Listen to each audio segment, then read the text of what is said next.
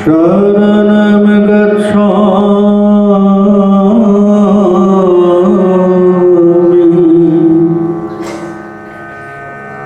अपार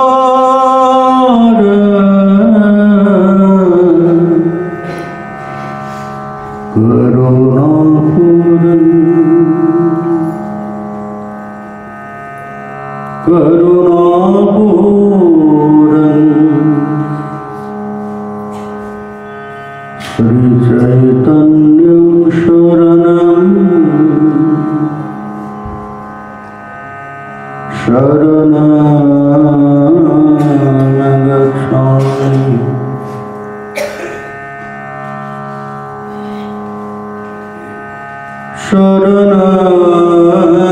गच्छामि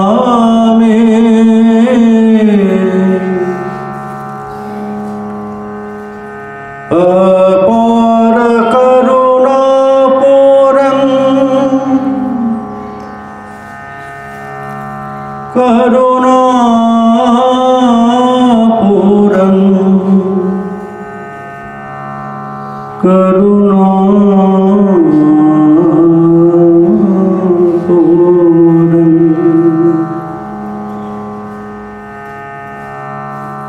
श्री नित्यानन्दं शरणं गच्छामि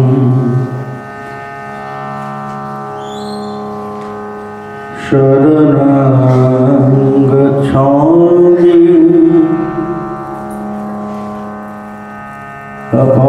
अपार करुणापूरं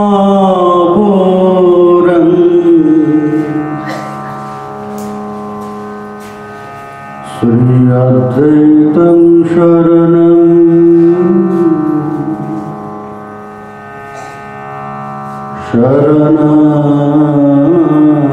गच्छामि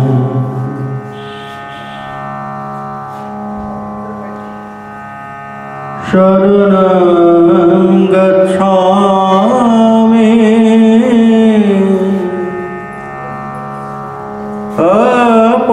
अपार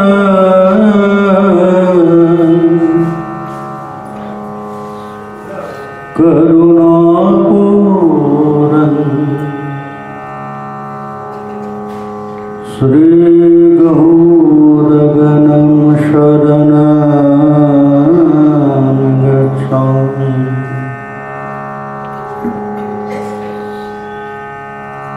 वन्देऽहं श्रीगुरु श्रीयुतपदकमलं श्रीगुरून् वैष्णवांश्च श्रीरूपं साग्रजातं सहगण रघुनाथान्वितं त्वं सजीवं साद्वैतं सावधूतं परिजनसहितं श्रीकृष्ण चैतन्यदेवं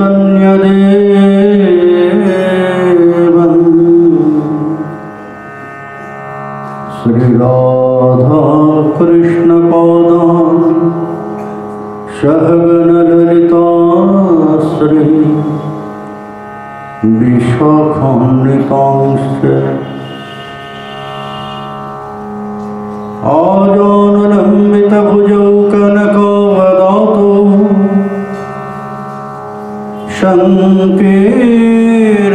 संकीर्तनैकपितरौ कमलायताक्षौ विश्वम्भरो द्विजवरो युगधर्मपालो वन्दे जगत्प्रियकरो करुणावतारो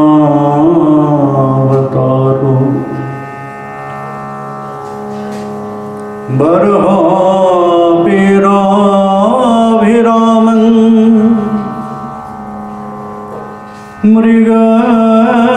मृगमदतिलकं कुण्डलाक्रान्तगण्डम्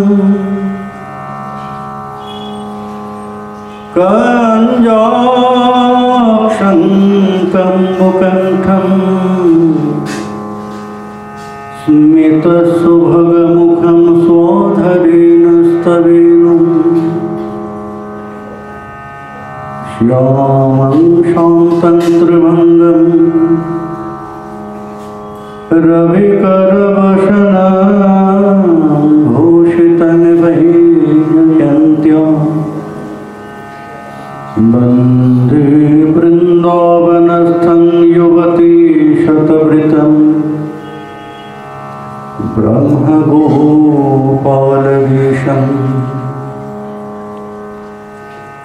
वंशाकल्पतरुभ्यश्च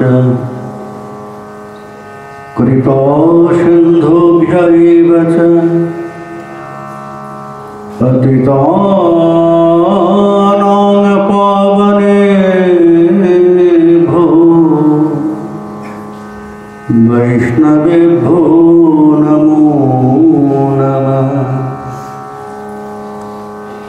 नमः धर्माय महते नमः कृष्णाय वेधसे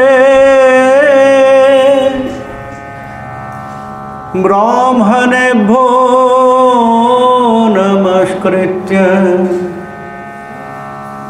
धर्मान् वक्ष्य सनातनो तुलसी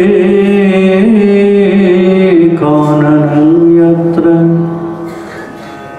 यत्र पद्मवनानि च पुराणपठनं यत्र तत्र सन्निहितो हरिः नारायणं नमस्कृत्य नरं चैव नरोत्तमं देवीं सरस्वतीं व्यासं ततो जयमुदीरये। जयतां सुरतो पंगोर्मम मन्दमतेर्गति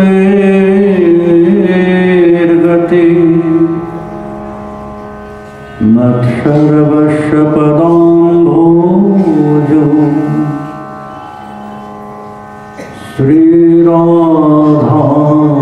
श्रीराधामदनमोहनो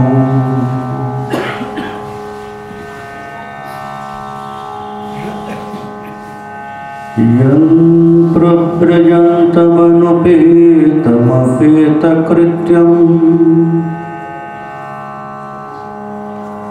दैपायन विरहकातर आजुहाव पुत्रेति तन्मयतयातरवोभिनेदु त्वं सर्वभूतहृदयं मुनिमानुतस्मिन्। जय रूप सनातन भट्ट रघुनाथ श्रीजीव गोपाल भट्टदास रघुनाथ এই ছয় গোসাইর করি চরণ বন্দন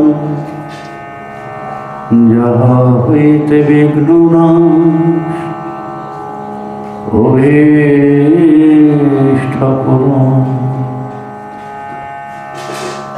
বদ্ধি বিতনুতে ভক্তি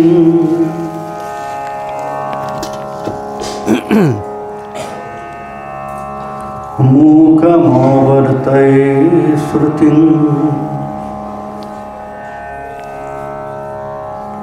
यत्कृपात्वमहं वन्दे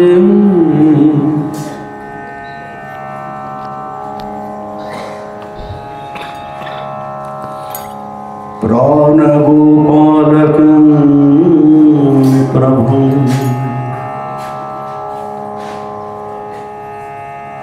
नित्यानन्दवंशदीपं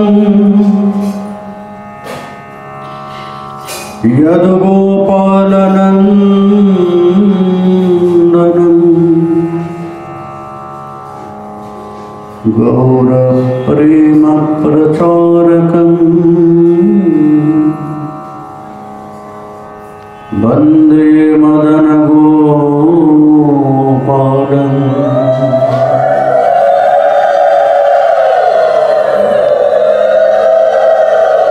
श्रुतं नित्यं गीयतां मुदा चिन्ततां भक्त्या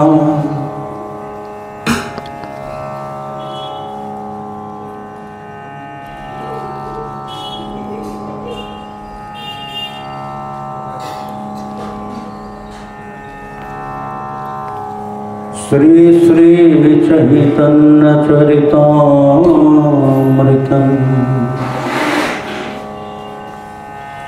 मधुरं मधुरमेतन्मङ्गलं मङ्गलानां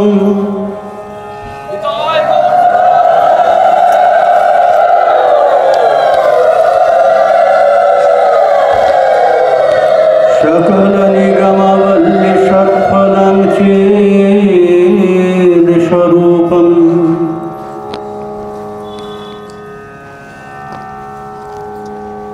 शक्रीदपि परिगीतं श्रद्धया हेलयावान्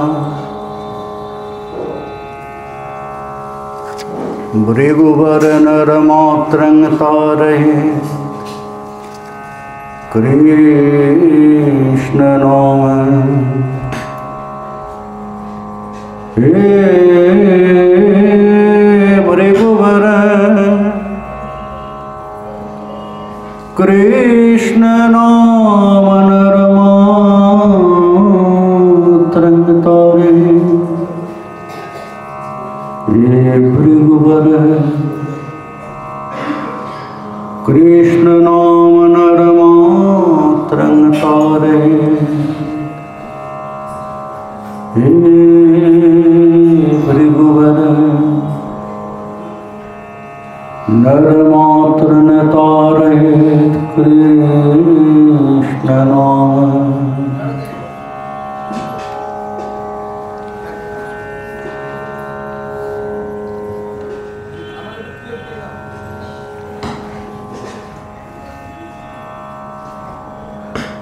प्रभु कहे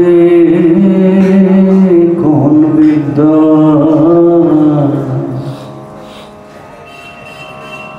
विद्यामध्यशा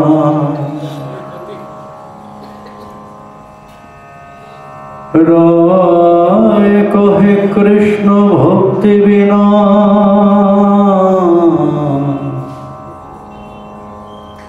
विद्या नहीं।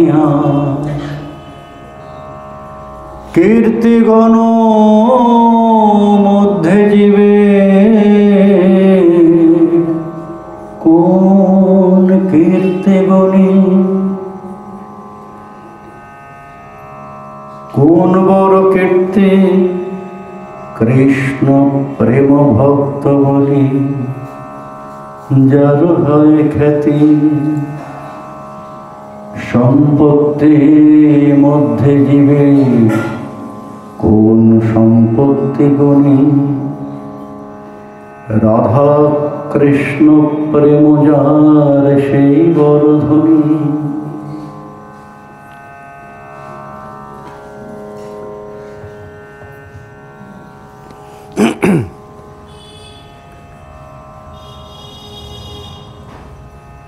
कलिजुग पावना अवतार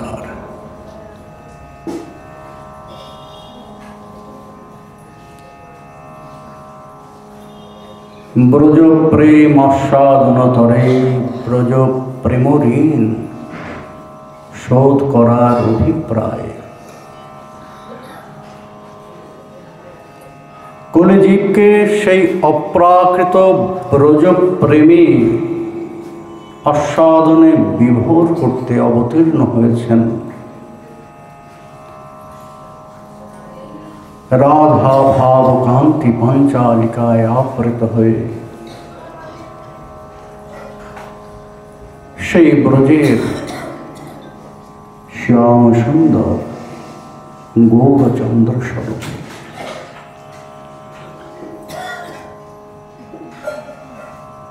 আর সেই আবৃত কৃষ্ণের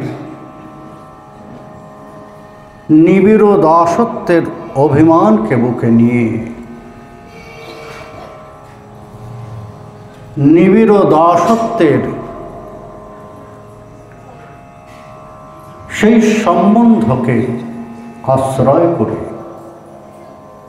আবৃত কৃষ্ণ তত্ত্বের কথা প্রকাশ করলেন শ্রীল কৃষ্ণদাস কবিরাজ গোস্বামীপাদ শ্রী শ্রী চৈতন্য চরিতামৃতম গ্রন্থে।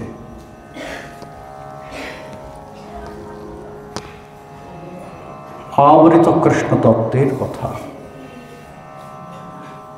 চৈতন্য চরিতামৃতম কোনো জীবনী গ্রন্থ নয়, জীবনী গ্রন্থ শ্রী শ্রী চৈতন্য ভাগবত।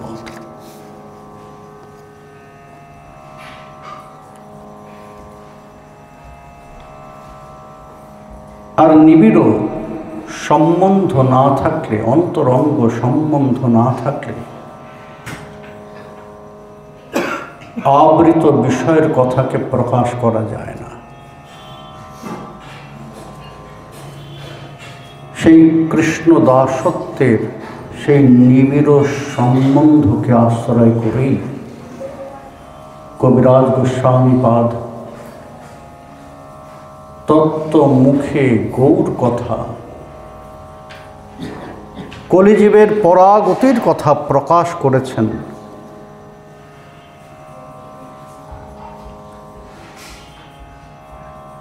তার অবতার মাধুর্যের কথা,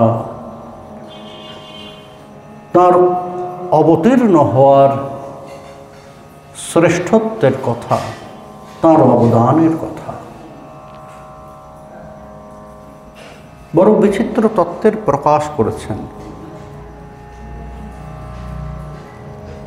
যার কথা বলেছেন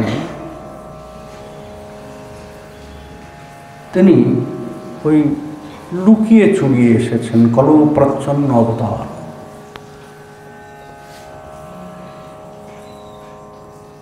যে কারণে গৌরকে বোঝা বড় কঠিন। কৃষ্ণকে ওই বুঝে নেওয়াটা সহজ, অনেক সহজ, কিন্তু গৌরকে বোঝা বড় কঠিন।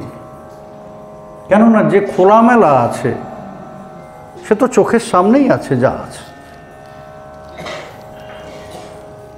কিন্তু শ্রী গৌর সুন্দরের ক্ষেত্রে বিষয়টা একটু অন্য। যাকে দেখছি তাকে দেখলেই হবে না, তাকে বুঝতে হবে।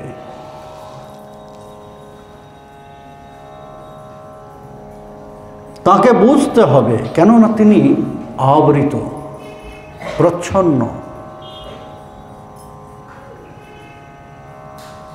আর ভাবকেও সম্পূর্ণ পরিবর্তিত করেছেন।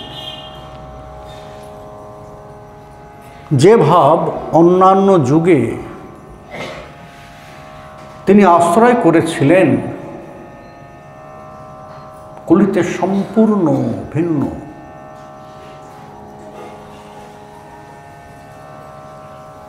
ভগবান হয়ে ভক্তভাবকে অঙ্গীকার করেছেন, নিজেই নিজ তত্ত্বের কথা প্রকাশ করেছেন। যে কথা রূপ গোস্বামীপাদ তাঁর আবির্ভাব বৈশিষ্ট্যের কথা বলতে গিয়ে বলেছেন, অনর্পিত চরিন চিরাত করুণয়াবতীর্ণ কলৌ সমর্পয়তুম উন্নত উজ্জ্বল রসাং স্বভক্তিশ্রিয়ম। স্বভক্তিশ্রিয়ম বিশেষ অবদান। এই বিষয়টা অন্যান্য যুগে কিন্তু হয়নি। কৃষ্ণ যদি ছুটে ভক্তে ভক্তি মুক্তি দিয়া, কভু প্রেম নাহি দেন রাখেন লুকাইয়া। অন্যান্য যুগে তোমার কি চাই, আমার এটা চাই, আচ্ছা বেশ নাও।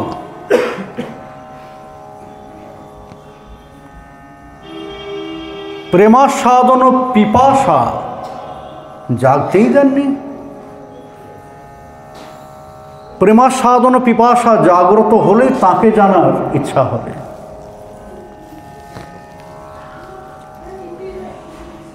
জাগতেই দেননি, জাগ্রত হওয়ার আগেই তাকে প্রশমিত করেছেন।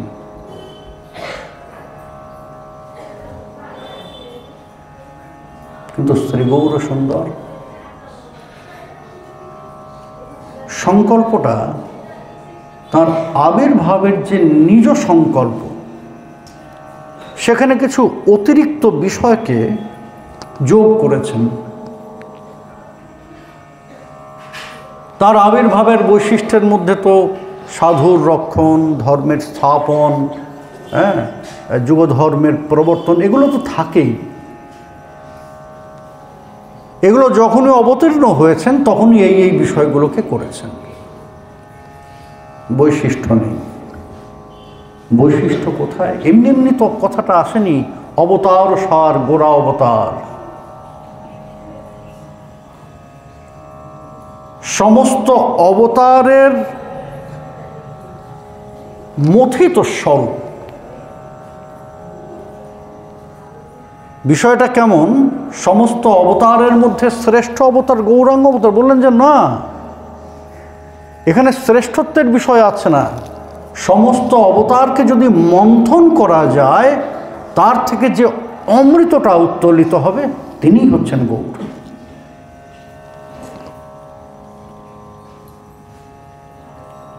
তাহলে বিষয়টা বুঝছেন? আমরা কত ভাগ্যবান, সেই তার ধামে, তার রাজত্বে আমরা এখন বসে আছি। আর তিনি কত করুণাময় যে আমার মতো পতিত অভাজনকেও তার ধামের মধ্যে বসে তার কথা বলার সুযোগ করে দিয়েছেন।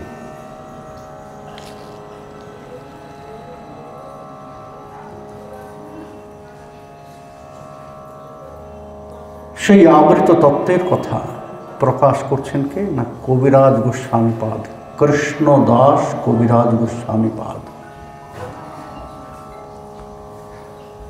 তত্ত্ব মুখে বড় সুন্দরভাবে লীলার সাথে তত্ত্বের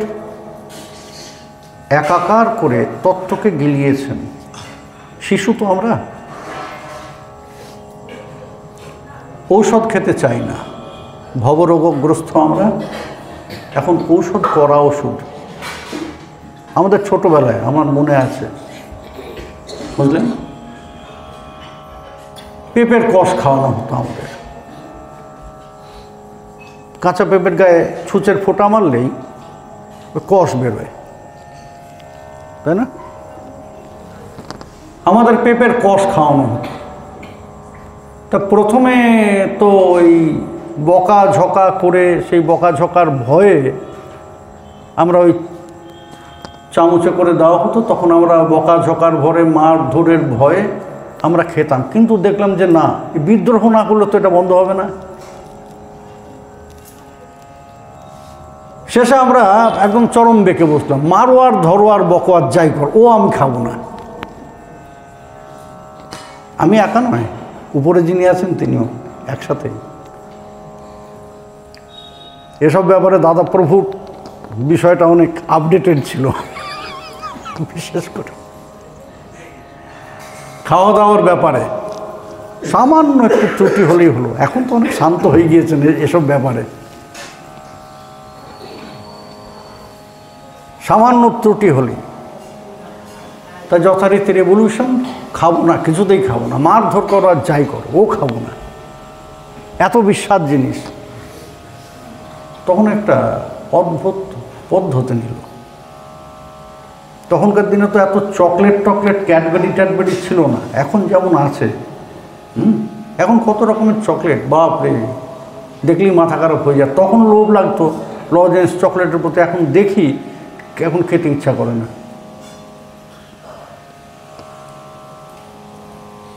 তো লোভ তো বাচ্চাদের ওই ক্যান্ডির প্রতি সব সময় থাকে। আর তখন আমাদের শ্রেষ্ঠ ক্যান্ডি ছিল হচ্ছে বাতাসা।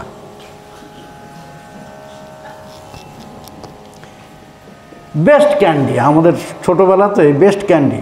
আর আরেকটা ছিল হচ্ছে দাঁতের লড়াই। এই মুখের মধ্যে দিলে আর কিচ্ছুই না, বিষয়টা কি জানেন তো, চিনি জাল দিয়ে ঘন করতে করতে ওটাকে তারপর জমিয়ে কাগজে মুড়িয়ে বিক্রি করতে। মনে আছে কিশোর? দাঁতের লড়াই 5 পয়সা করে ওই মুখের মধ্যে দিয়ে দাঁত দিয়ে কারণ দুটো দাঁতকে ছাড়াতে রীতিমতো জোর দিতে হতো। তো বেস্ট ক্যান্ডির মধ্যে একটা বাতাসা। এই বাতাসার পেটটা ফুটো করে তার মধ্যে পেঁপের কষ ভরে আমাদের এই বাতাসা খা। এখন বাতাসা তো খেতাম, মিষ্টি মিষ্টি লাগতো। এখন সেটা তো জানতাম না যে আমাদের সঙ্গে এইরকম ছলনা করা হচ্ছে। বাতাসার নাম করে ওষুধ খাওয়ানো হচ্ছে, পেঁপের কষ খাওয়ানো হচ্ছে। বিস্বাদ লাগতো, এই বাতাসাটা কেমন যেন, বলে দোকানটা বোধহয় ভালো না। ছোট, এখনকার বাচ্চারা আপডেটেড, বুঝলেন? 5G নেটওয়ার্ক এখনকার বাচ্চারা। এখনকার বাচ্চাদের অত বোঝানো যাবে না। চালাক, ভীষণ চালাক এখনকার শিশুরা। নাম জিজ্ঞাসা করলে উল্টে নাম জিজ্ঞাসা করে, তোমার নাম কি, তোমার নাম কি বলো আগে। আর আগে আমাদের নাম জিজ্ঞাসা করলে তোমার নাম কি,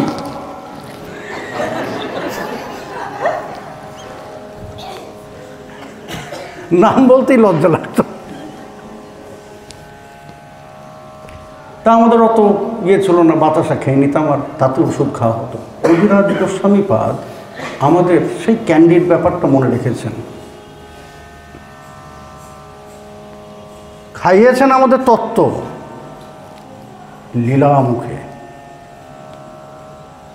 কেননা লীলা শুনতে আমরা বড় ভালোবাসি, তাই না? লীলা কথা শ্রবণ করতে আমরা বড় ভালোবাসি। আর সেই লীলামুখে তত্ত্ব কথা বর্ণন করতে করতে এক অপূর্ব লীলায় উপস্থিত হয়েছেন, যেখানে শ্রী গৌর সুন্দরের অবদান বৈশিষ্ট্যের প্রকাশ হয়েছে।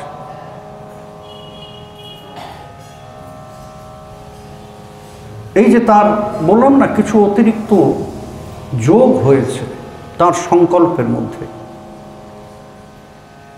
প্রথম কি, আপনি আচরি ধর্ম শিখাই মুজিবের। এতদিন পর্যন্ত শুধু উপদেশ করেই গিয়েছেন, এটা করো, সেটা করো, সেটা করো, সেটা করো। জীব করেন, কেননা সম্মুখের দৃষ্টান্ত নেই তো। আমরা ডেমো চাই। আমাদের স্বভাবটা কি না, করব, কিন্তু আগে তো দেখিয়ে দাও কিভাবে করব। ভগবান বলেছেন এটা করো, কিন্তু কেমনভাবে করতে হবে দেখিয়ে দেননি। কি ভাব নিয়ে করতে হবে সেটা বুঝিয়ে দেননি। ভুলটা অনুভব করেছেন,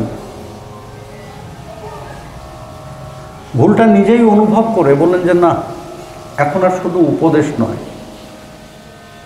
প্রথম বিষয় হচ্ছে এদের মাঝখানে যেতে হবে, দূরত্ব রাখলে চলবে না। আর দ্বিতীয়, এদের দৃষ্টান্ত আমাকেই হতে হবে। কারণ একটা চিরকালীন বিষয় আছে আমাদের সাধারণ জীবের ক্ষেত্রে। সেটা কি জানেন? यद यदाचरति श्रेष्ठस्तदवेतरजना स यत् प्रमाणं कुरुते लोकास्तदनुवर्तते। এটা আমাদের স্বভাব, সাধারণ জনের স্বভাব। এই যে রাস্তায় বেরোলেই দেখবেন এই যুবক ছেলেপেলেরা, কারো মাথার চুল মুরগির ঝুঁটির মতো, কারো মাথার চুলের সত্যিকারের রং কোনটা সেটা বোঝা যায় না, কারণ এখানে নীল, এখানে সবুজ, এখানে লাল। হ্যাঁ, এর কারণ কি? কারণ তারা দেখেছে কোনো এক শ্রেষ্ঠজন, কোনো এক বিখ্যাত জন, তার এরকম চুলের স্টাইল, তার এরকম পোশাকের স্টাইল, তখন ওই অনুকরণ। যদ্যদাচরতে শ্রেষ্ঠ তদবিতরজনা সযৎ প্রমাণং কুরুতে লোকাস্তদনুবর্ততে। সাধারণ জন ওই সেই শ্রেষ্ঠ জনকে অনুকরণ করে নিজেকে সেই জায়গায় ভাবতে ভালোবাসে। ওই হিরোর মতো জামাটাকে পরে মনে মনে নিজেকে সেই হিরো মনে করে। এটা আমাদের স্বভাব।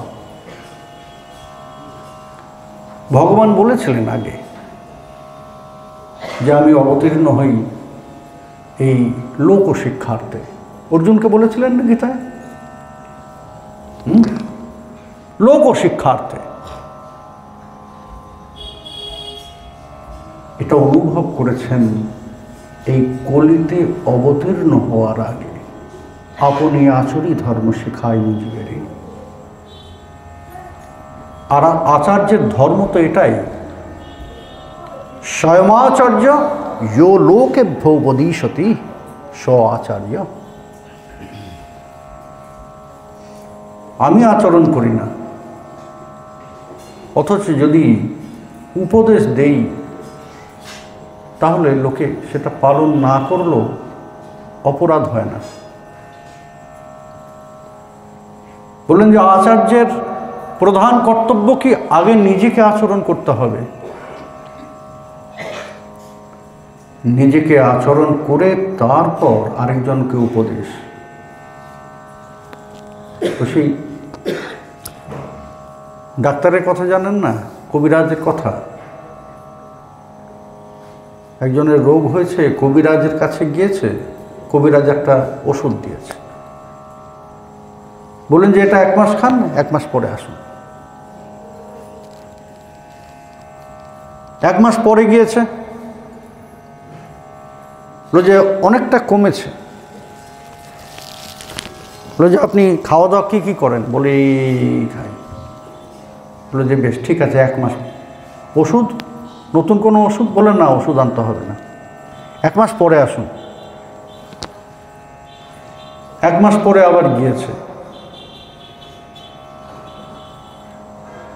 1 মাস পরে যাওয়ার পরে ডাক্তার বললেন যে কেমন আছে? বলে যে ওই যে আগের মতো। বললেন যে 1 মাস পরে আসতে আর কি করতে হবে? বলেন যে হ্যাঁ, গুড় খাবেন না।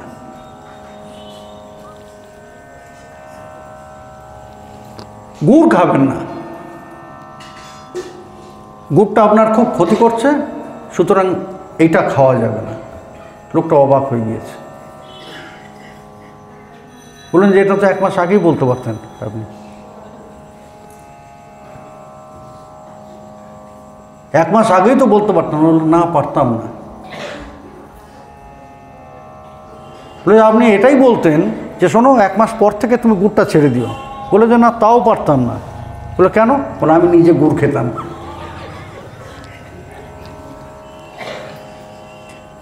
আমি নিজে গুড় খেতাম, আগে আমি নিজে গুড় ছেড়েছি, তারপর তোমাকে বলেছি গুড় ছাড়তে।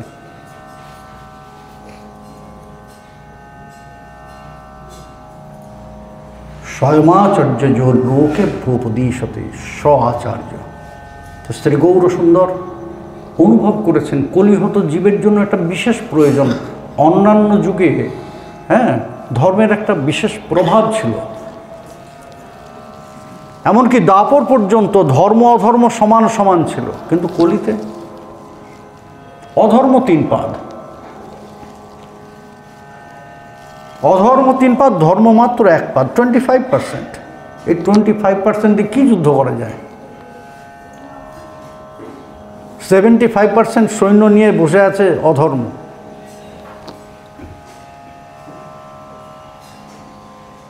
এটা অনুভব করে বললেন যে আপনি আচরি ধর্ম শিখায় জীবের।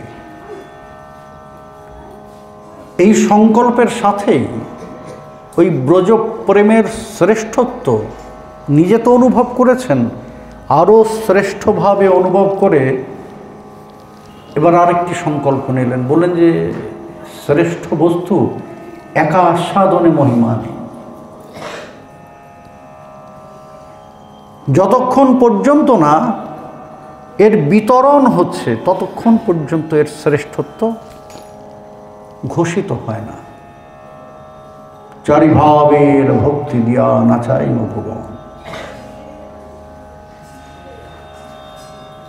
এই যে সংকল্প, বিশেষ সংকল্পগুলো যুক্ত হয়েছে,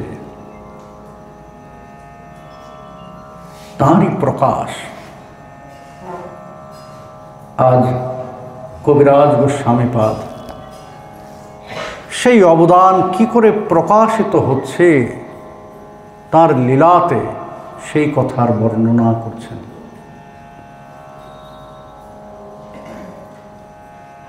আর এই বিশেষ লীলার প্রকাশ হবে বলেই মহাপ্রভু যেন নিজেকে একা করেছেন, সংকল্প নিয়েছেন হঠাৎ করে দাক্ষিণাত্য ভ্রমণ করবেন, তীর্থ ভ্রমণ। ভক্তদের মাঝে অনেক আনন্দ, প্রভু দাক্ষিণাত্য ভ্রমণে যাবেন, আমরাও যাব। প্রভু বলেন যে না না, আমি একা যাব।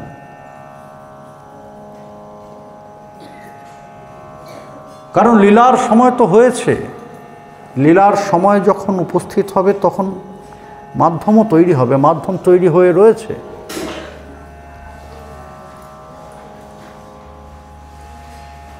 সার্বভৌম ভট্টাচার্য বললেন যে বেশ একা যাও, কিন্তু তোমার সেবার জন্য একজনকে নিয়ে যাও।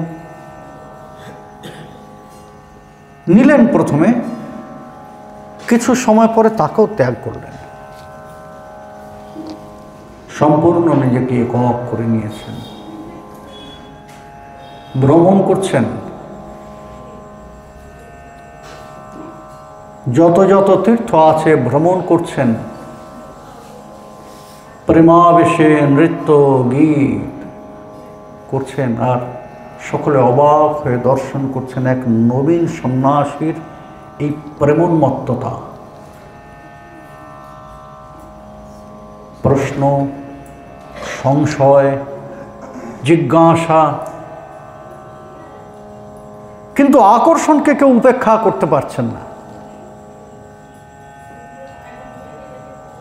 অনেক প্রশ্ন, কেই নবীন সন্ন্যাসী, সংশয়, এ সন্ন্যাসী হয়ে এর এমন চপল আচরণ কেন? সন্ন্যাসী হবে গম্ভীর, তার এমন চপল আচরণ কেন? এমন মত্ততা কিসের তার মধ্যে? কিন্তু মনের সংশয়, জিজ্ঞাসা, কিন্তু আকর্ষণকে, তার সেই অপূর্ব রূপকে। কারণ এই যুগের অস্ত্রই তো তার স্বরূপটি, সাঙ্গপাঙ্গাস্ত্র পার্শ্বদম, তার নিজ অঙ্গটি একটি বিশেষ অস্ত্র।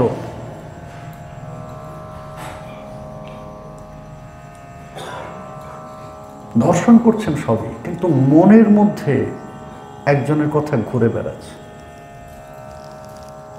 সার্বভৌম ভট্টাচার্য তীর্থযাত্রার পূর্বে বলে দিয়েছেন যে প্রভু, দাক্ষিণাত্যে যখন যাচ্ছ তুমি একজনের সাথে অবশ্যই মিলিত হবে।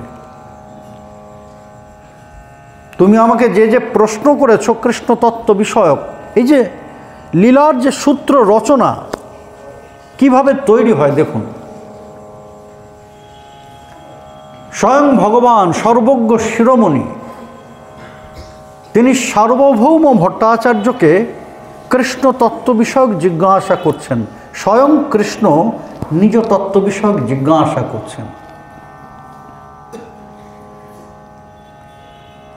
সার্বভৌম ভট্টাচার্য যতদূর সামর্থ্য উত্তর দিচ্ছেন, তিনিও পণ্ডিত, সার্বভৌম, কিন্তু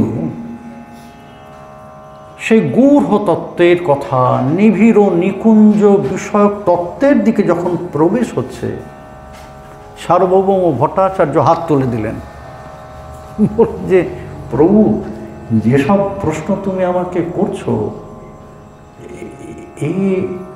এ আমার জানা নেই, তবে আমি একজনকে জানি যে জানে, যে তোমার এই সমস্ত প্রশ্নের সমাধান করতে পারে। কি বলে? যে রায় রামানন্দ। লীলার সূত্র রচনা হলো। সার্বভৌম ভট্টাচার্য রায় রামানন্দের নামটা শুনিয়ে দিলেন।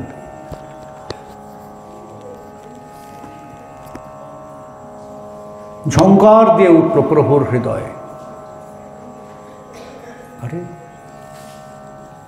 নামটা তো বড় চেনা চেনা মনে হয়, এ তো পুরাতন নয়, একে তো চিনি আমি, আমার বড় নিকটের জন, কিন্তু কিছুতেই যেন মনে করতে পারছি না। তীর্থ ভ্রমণ করছেন আর মনের মধ্যে সেই রায় রামানন্দের কথা যে এর সাথে মিলিত হতে হবে। ভ্রমণ করতে করতে জিয়র নৃসিংহ দর্শন করলেন। মিলনের বড় নিকটে, এই জন্য ভাবের গতি যেন আরো বর্ধিত হয়েছে। জিয়র নৃসিংহ দর্শন করে নর্তনে ক্লান্ত প্রভু গোদাবরী তটে উপস্থিত হলেন। ভাবের একটা তরঙ্গ তো সেই ওই তীর্থযাত্রার আরম্ভ থেকেই রায় রামানন্দের নামটির সঙ্গেই ভাবের একটা তরঙ্গে দুলছিলেন। এই গোদাবরী দর্শনে সেটি প্রবল আকার ধারণ করল। আরে যমুনা! গোদাবরী দর্শনে যমুনার স্ফূর্তি হয়েছে।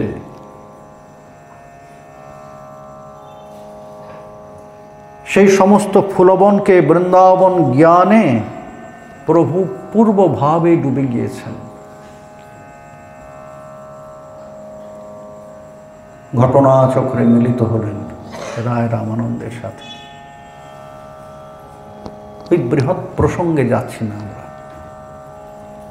কারণ গল্প নয়, আমরা তত্ত্বের স্থানটায় আসতে হবে। এইগুলো বলছি কেন না, এগুলো প্রয়োজন আছে। কেন সেই কথাগুলো আসছে?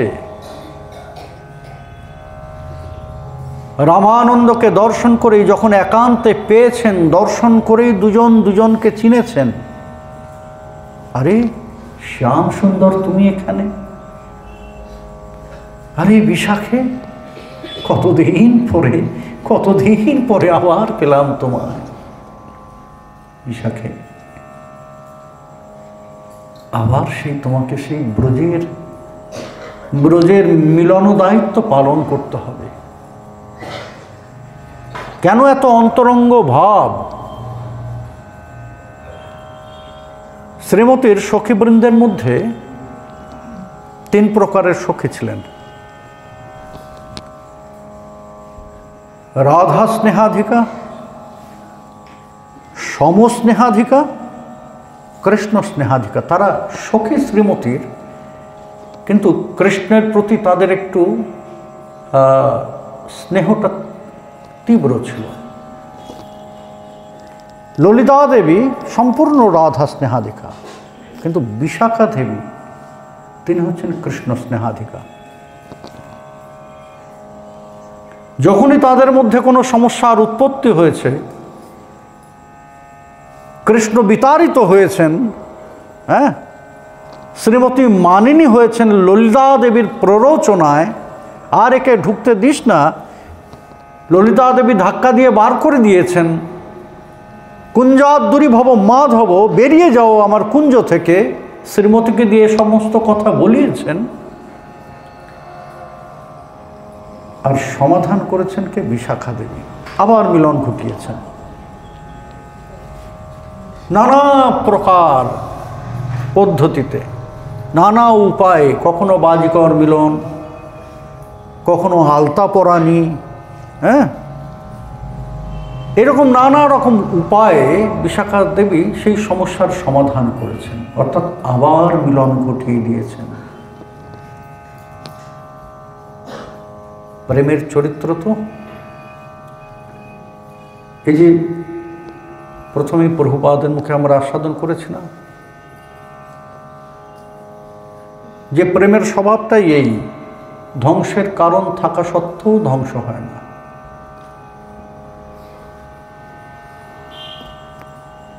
সত্যপেই ধ্বংস কারণে, ধ্বংসের কারণ আছে যে এই প্রেমটা টিকতে পারেই না। কিন্তু যদ্ভাব বন্ধনম ইউন সপ্রেমা ইতি কীর্তিত, তারপরও সেই প্রেমের ধ্বংস হয় না, এমন ভাববন্ধন। এটা বিশাখা দেবী জানেন যে এই প্রেম এখন দূর করে দিয়েছে, কয়েক মুহূর্ত পরেই, কিছুক্ষণ পরেই আবার কাঁদতে আরম্ভ করবে, আমার কৃষ্ণকে এনে দে সখী, কৃষ্ণ ছাড়া তো আমি থাকতে পারবো না, যে করে হোক তাকে এনে দে।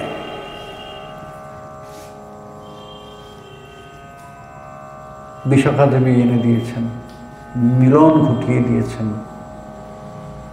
এই জন্য সেই বিশাখাকে পেয়ে ওই যে প্রেম ঋণ শোধ করার অভিপ্রায় নিয়ে তো এসেছেন।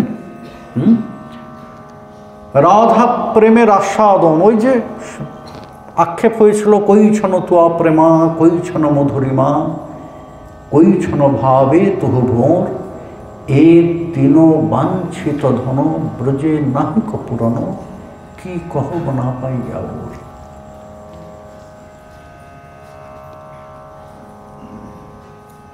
সেই বিশাখাকে আবার কাছে পেয়েছেন, যিনি বারবার শ্রীমতীর সাথে মিলন ঘটিয়েছেন। পেয়ে আবার সেই মিলন বাসনা প্রকাশ করেছেন, আবার সেই মিলন বাসনা প্রকাশ করেছেন। এটা তার অন্তরের কথা, কিন্তু বাহ্যিক বিষয় আরেকটা আছে। জগৎকে সাধ্য সাধন তত্ত্বের কথা জানাতে হবে, তার জন্য শ্রেষ্ঠ মাধ্যম প্রয়োজন। রায় রামানন্দকে সকলে জানে তার বৈদগ্ধ্যের কারণে, তার পাণ্ডিত্যের কারণে। সুতরাং তার মুখ দিয়ে শ্রেষ্ঠ সাধ্য সাধন তত্ত্বের কথা প্রকাশিত হলে সকলে গ্রহণ করবে। সিদ্ধান্ত আমার, বলবে রায়। হ্যাঁ, কবিরাজ গোস্বামীপাদ এই সূত্রটা কিন্তু অধ্যায়ের প্রথমেই প্রকাশ করে দিয়েছেন। রামাভিদ ভক্ত মেঘে সঞ্চার্য নিজ সিদ্ধান্ত চয়ামৃতানি, গৌরাব্ধি রেতৈ রমুনা বিতীর্ণৈ রত্নালয়তাং প্রয়াতি। বড় সুন্দর এক দৃষ্টান্ত দিয়েছেন, এক মিথ। আমরা সমুদ্রকে রত্নাকর বলে জানি তো, এখন রত্নগুলির সৃষ্টি হয় কোথা থেকে? বলেন যে সমুদ্রের জল বাষ্পীভূত হয়ে মেঘে সঞ্চারিত হয়, আর সেই জল আবার যখন বারিধারা হয়ে সমুদ্রের বক্ষে পতিত হয়, তখন সেখানে রত্নের সৃষ্টি হয়। এটা একটা মিথ, প্রবাদ। এই জন্য সমুদ্রকে রত্নাকর বলা হয়। তাই এখানেও সেই ওই মিথটাকে প্রয়োগ করেছেন। মেঘকে বলেন যে রায় রামানন্দ, ভক্ত মেঘ। সিন্ধুকে শ্রীগৌর কৃপা সিন্ধু, প্রেম সিন্ধু, করুণা সিন্ধু, এই তিনগুণের মহাসিন্ধু। এখন তিনি সিদ্ধান্তকে সঞ্চার করে দিয়েছেন, অর্থাৎ রায় রামানন্দরূপ ভক্ত মেঘে সেই সিদ্ধান্ত সমূহ সঞ্চারিত হলো। এবার রায় রামানন্দের হৃদয় থেকে সেই বিষয়গুলো যখন, সেই সিদ্ধান্তগুলো যখন শ্রীগৌর সুন্দর রূপ মহাসিন্ধুতে পতিত হলো, সাধ্য সাধন তত্ত্বের সেই একটি রত্নের প্রকাশন। এটা অধ্যায়ের প্রথমেই বলে দিয়েছে, না হলে তো অনেক প্রশ্ন আসতে পারত। আরে ভগবান প্রশ্ন করছেন আর রামানন্দ উত্তর দিচ্ছে, এ কী করে সম্ভব? বললেন যে না, সমাধান আগেই করে দিই। আরম্ভ হল দুটি কাজ একসাথে, প্রেমাস্বাদন, সিদ্ধান্তের প্রকাশ। প্রভু কহে পড়হ শ্লোক সাধ্যের নির্ণয়, রায় কহে সধর্মাচরণে বিষ্ণু ভক্তি হয়। প্রভু কহে হো বাহ্য আগে কহ আর, রায় কহে কৃষ্ণে কর্মার্পণ সাধ্য সার। প্রভু কহে এহ বাহ্য আগে কহ আর, রায় কহে স্বধর্ম ত্যাগ সর্বসাধ্য সার। প্রভু কহে এহ বাহ্য আগে কহ আর, রায় কহে জ্ঞান মিশ্রা ভক্তি সাধ্য সার। প্রভু কহে হো বাহ্য আগে কহ আর, রায় কহে জ্ঞান শূন্য ভক্তি সাধ্য সার। প্রভু কহে হো বাহ্য আগে কহ আর, রায় কহে প্রেম ভক্তি সর্বসাধ্য সার। প্রভু কহে হো হয় আগে কহ আর। এই এক একটি তত্ত্বের প্রকাশ করছেন। এরপর সম্বন্ধ তত্ত্বের কথা, দাস্য সখ্য বাৎসল্য মধুর, এক একটি তত্ত্বের কথা প্রকাশ করেছেন, ভাবের কথা প্রকাশ করেছেন। আর প্রভু তার নিজের মতো করে অগ্রসর হয়েছেন।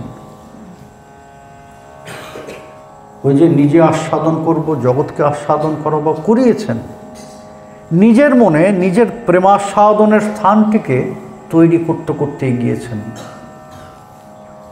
আর বিশাখা দেবীও সেই ওই কৃষ্ণকে প্রস্তুত করছেন শ্রীমতীর কাছে নিয়ে যাওয়ার জন্য। ধীরে ধীরে ধীরে ধীরে ধীরে ধীরে প্রস্তুত করতে করতে নিয়ে গিয়েছে, চরম স্থানে উপনীত হলেন। মধুরারতির কথা, রাধা প্রেমের কথা, প্রভু বিভোর হয়ে গিয়েছেন, পূর্বভাবে ডুবে গিয়েছেন। রাধা প্রেমের পরিপূর্ণ যেন আস্বাদনের দোলায় দুলছেন। রায়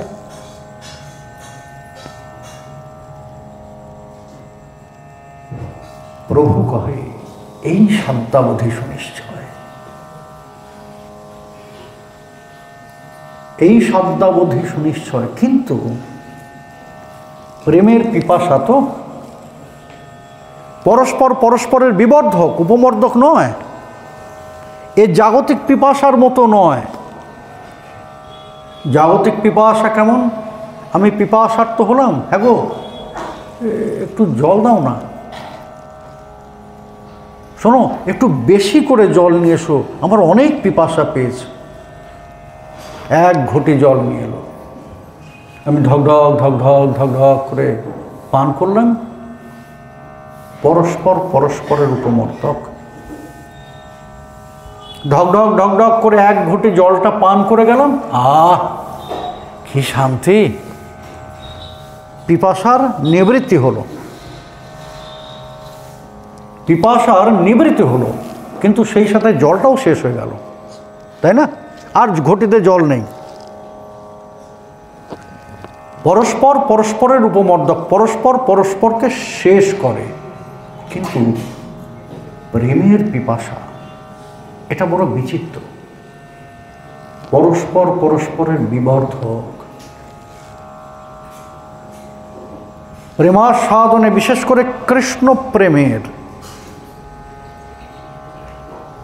প্রেমের পিপাসার কথা বলতে গিয়ে বলেছেন যে বিবর্ধক। যত আস্বাদন করবে পিপাসা তত বেড়ে যাবে, প্রেমের পরিধিও তত বাড়বে। যদি কৃষ্ণ প্রেমেই এই হয়, কই মতো কান্নায় ওই যে সেদিন ভাইপো বললো না, যদি এটা হয় তাহলে এটা কি হবে? যদি কৃষ্ণ প্রেমেই হয়, রাধা প্রেমে কি হতে পারে? আর আজ স্বয়ং কৃষ্ণ সেই রাধা প্রেমে বিভোর। এই জন্য সুনিশ্চয় করলেন, প্রভু কহে এই সাধ্যাবধি সুনিশ্চয়, কিন্তু নিবৃত্তি হয়নি পিপাসা, বেড়ে গিয়েছে। কৃপা করি কহ যদি আগে কিছু হয়। আচ্ছা রায়, এর থেকে আগে আর কিছু নেই?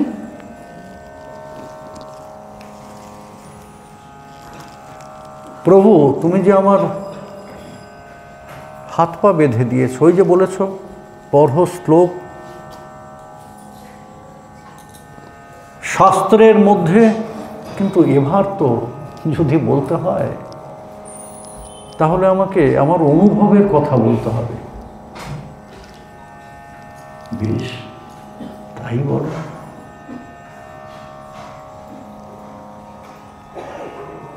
প্রভুর কণ্ঠস্বর যেন রুদ্ধ হয়ে আছে। বেশ রায়, তাই বলো। আজ তোমার অনুভবকেই আমি শাস্ত্র বলে মনে করে দেব, স্বীকার করব। প্রভুকে সেই প্রেমের সর্বোচ্চ কক্ষায় তুলে নিয়ে যাচ্ছেন রায় রামানন্দ।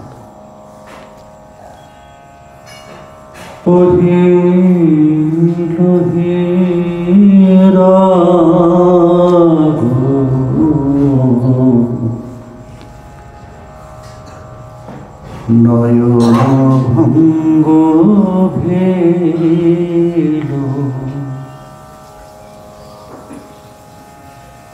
কহিল হে রাঘব,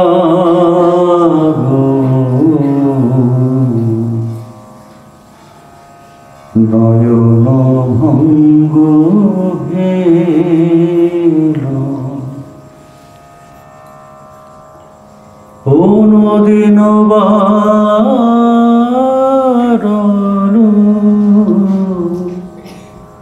অবধি না গেল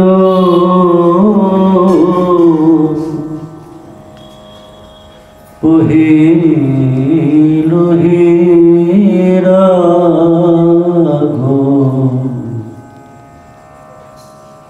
নয়ন ভঙ্গ ভেল না শরণ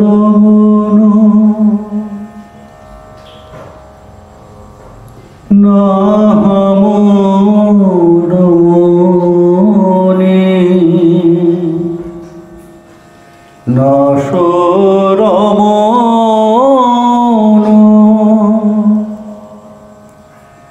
না রমণী, দুহ মনো মনোভব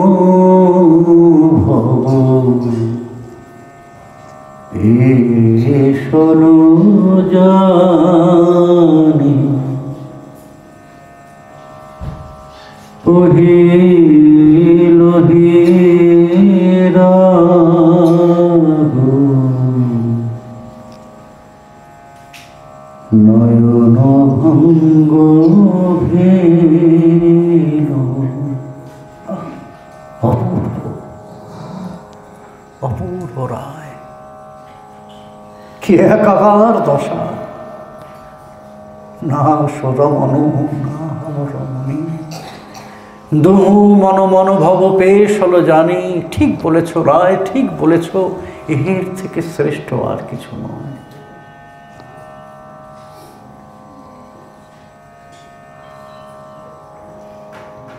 প্রভু সেই ভাব তরঙ্গের দোলায় দুলছেন। এখন পাওয়ার উপায় কি সেই প্রেম?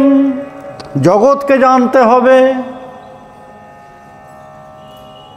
যে ভাব তরঙ্গে আমি দুলছি, সেই ভাব তরঙ্গে জগৎকে দুলাতে হবে। রায়, আচ্ছা এর পাওয়ার উপায় কি?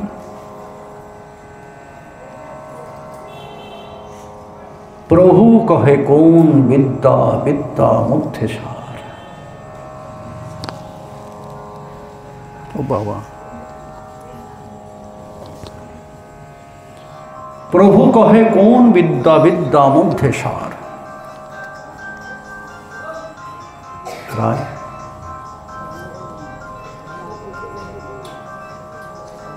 শ্রেষ্ঠ বিদ্যা কি? না না, শ্রেষ্ঠ বিদ্যা জানতে চাই না, সার বিদ্যা কি? যে বিদ্যা অধীত হলে, যে বিদ্যায় বৈদগ্ধি লাভ করলে জীবের আর কিছু জানার প্রয়োজনই হবে না, সমস্ত কিছু সে জানতে পারবে। রায় বিদ্যার কথা বলে, কারণ সমস্ত শিক্ষাকে, শিক্ষা এবং বিদ্যার মধ্যে প্রভেদ আছে। বিদ্যার সংজ্ঞা করতে গিয়ে খুব সুন্দর কথা বলেছেন, জ্ঞায়তে দৃশ্যতে বা বিদ্যতে বা দেবতাত্যং সাক্ষাৎ ক্রিয়তে অনেন। বিদ্যা কোনটি? বিদ্যা হচ্ছে সেইটি জ্ঞায়তে, যা জানাবে আমাকে, যা আমাকে দেখাবে, আর যে ওই জানা, বোঝা, দেখা এসবের মাধ্যমে আমার আত্মতত্ত্বের বিকাশ ঘটাবে। অনেক শ্রেষ্ঠ কথা বললেন, দেবতাত্যং সাক্ষাৎ ক্রিয়তে, মানে নিজের মধ্যে দেবতাত্মকে অনুভব করাবে। তুমি কোনো সাধারণ জন নও।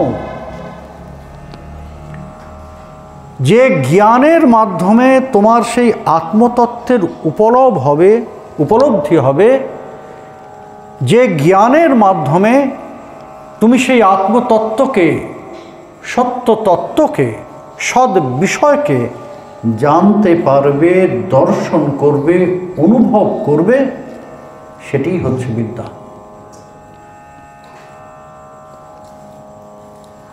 সবকটাকে বিদ্যা বলা যায় না। আমি গাড়ি সারানো শিখলাম, সেটা বিদ্যা নয়। ওই যে বলে না, চুরি বিদ্যা বড় বিদ্যা, যদি না পড়ো ধরা, কিন্তু সেটা বিদ্যা নয়, সেটা শিক্ষা। শিক্ষা এবং বিদ্যার মধ্যে প্রভেদ এখানে। বিদ্যা আমাদের মধ্যে এই আত্মতত্ত্বের উপলব্ধি ঘটায়, আর শিক্ষা যে কোনো জ্ঞানের অর্জন, যে কোনো জ্ঞানের অর্জন। এখানে হচ্ছে প্রভেদ। প্রভু শিক্ষার কথা জিজ্ঞাসা করেননি, জিজ্ঞাসা করেছেন কোন বিদ্যা বিদ্যা মধ্যে সার। এমন কোন বিদ্যা জানা আছে রায় তোমার?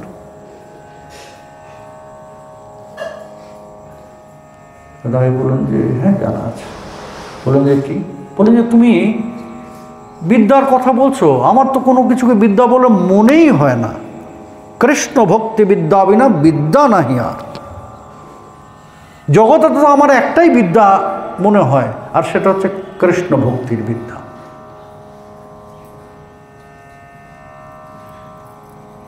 কৃষ্ণ ভক্তির বিদ্যাই সার বিদ্যা।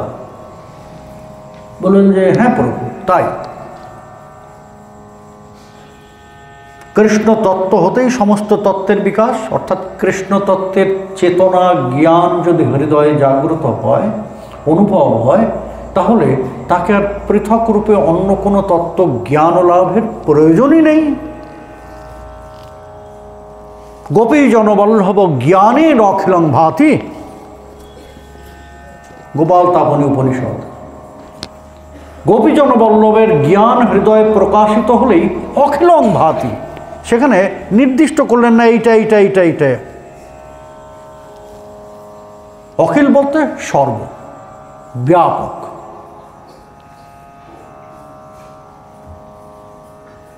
বেশ, তাহলে তুমি কৃষ্ণ তত্ত্বের কথা বলতে, যে কৃষ্ণ তত্ত্ব শ্রেষ্ঠ বিদ্যা বা সার বিদ্যা, তুমি তা তো বললে না। তুমি বললে কৃষ্ণ ভক্তি বিদ্যা বিনা বিদ্যা নাহি আর। কেন? আছে, কারণ আছে প্রভু। এমনি এমনি তো বলিনি, এখন ভক্ত মুখে ভক্তির কথা শুনতে বড় আগ্রহ হয়েছে, সেই ভাবের দোলায় দুলছেন তো। বললেন যে বলো রায়, ফল সুমিষ্ট, কিন্তু সেই ফলে যদি শুকপক্ষী একবার চঞ্চু ছুঁয়ে দেয়, সেই ফলটা অমৃত মধুর হয়ে ওঠে।